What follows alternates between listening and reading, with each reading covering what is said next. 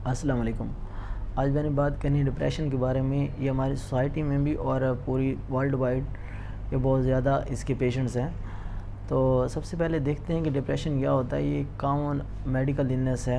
اس میں کیا ہوتا ہے کہ یہ ہماری جو ڈیلی ایکٹیویٹیز ہیں ان پر یہ نیگیٹو افیکٹ ڈال رہے ہوتے ہیں۔ جو ہم چیزیں محسوس کر رہے ہوتے ہیں، سوچ رہے ہوتے ہیں، یا پھر ہماری جو ایکشنز ہوتے ہیں ان پر یہ نیگیٹو افیکٹ ڈالتی ہے۔ جو ڈپریشن ہے یہ کیا کریٹ کرتی ہے؟ یہ سیڈنس کریٹ کرتی ہے، اور ہم جو پہلے چیزیں انجوائے کرتے تھے اب ہم چیزیں انجوائے نہیں کر رہے ہوتے، تو ہمارا جو انٹرسٹ ہوتا ہے وہ بھی کم ہو جاتا ہے۔ جن چیزوں سے پہلے کام کر کے ہمیں خوشی ملتی تھی اب وہ ہم کام نہیں کرتے، تو اسی لیے یہ بہت سارے پرابلمس کریٹ کرتی ہے۔ کیونکہ جب ہمارا کسی کام کرنے کو دل نہیں کرے گا، ہم بالکل سیڈ رہیں گے، تو اس وجہ سے کافی سارے پرابلمس ہماری لائف میں آ سکتے ہیں اس کی وجہ سے۔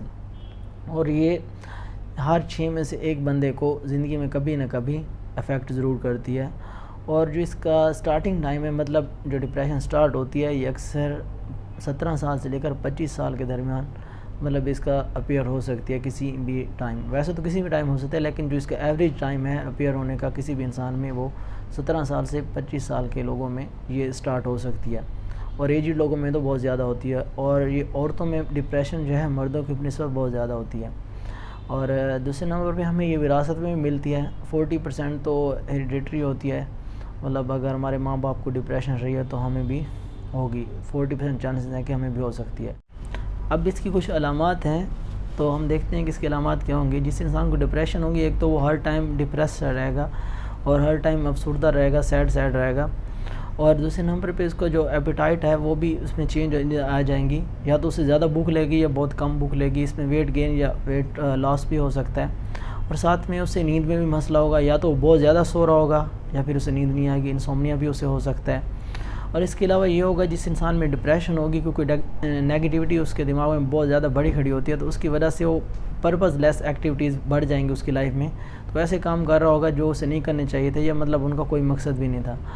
اس کے علاوہ جب جس انسان میں ڈپریشن ہو جاتی ہے تو اس کے دماغ میں اور بھی بہت ساری چیزیں، خیالات آ رہے ہوتے ہیں کہ وہ اپنے آپ کو ورتھ لیس محسوس کر رہا ہوتا ہے، گلٹی محسوس کر رہا ہوتا ہے، یا پھر وہ اپنے آپ کو ختم کرنے کا بھی سوچ رہا ہوتا ہے، سوسائڈ وغیرہ کا۔ تو اگر اس طرح کی علامات کسی انسان میں اگر آ جاتی ہیں اور یہ 2 ہفتے تک رہتی ہیں اس طرح کی علامات، اور جیسے کہ پہلے اسے پتہ ہوتا ہے کہ میں ایک جو اس کے ارد گرد لوگ رہ رہے ہوتے ہیں انہیں پتہ ہوتا ہے کہ یہ پہلے کس طرح تھا، اور وہ اس بندے کو نوٹس کرتے ہیں 2 ہفتے اس طرح کی اس میں علامات آتی رہتی ہیں، تو اس کا بیہیویئر وغیرہ اس میں چینج ہو جاتا ہے، اور اس طرح انٹرسٹ، اور مطلب وہ پہلے جو کام کر کے اسے خوشی ملتی تھی اب اسے خوشی نہیں ملتی۔